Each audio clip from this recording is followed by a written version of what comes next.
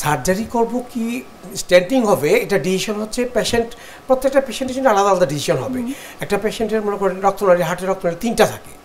এখন রক্তনালীগুলোতে ব্লকটা কীরকম আছে, মনে করেন একটি সিগনিফিক্যান্ট ব্লক এবং রক্তনালীর মূলধারাতে ব্লক, লেফট মেইন যাকে বলে, লেফট মেইন মানে মূল রক্তনালীতে যদি ব্লক থাকে, সে রক্তনালী ব্লকটা যদি অনেক বড় ব্লক, যেখানে আরেকটা রক্তনালীর মুখে এসে ব্লকটা ধরা পড়ছে, ওই পর্যন্ত ব্লকটা চলে আসছে, সেখানে যদি আমরা স্ট্যান্ডিং করা চলবে না, স্ট্যান্ডিং করলে রুগীর সে সমাধানটা পাবে না।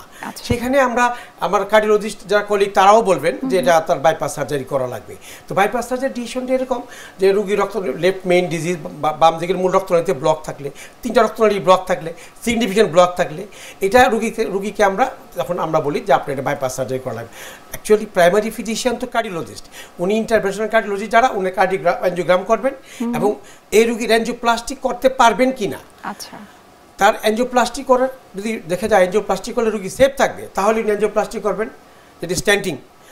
আর যদি মনে করেন যে স্ট্যান্টিং করা এই রুগীর জন্য সম্ভব না, তখন আমরা কার্ডিয়াক সার্জারিতে আমাদের রেফার করা হয়।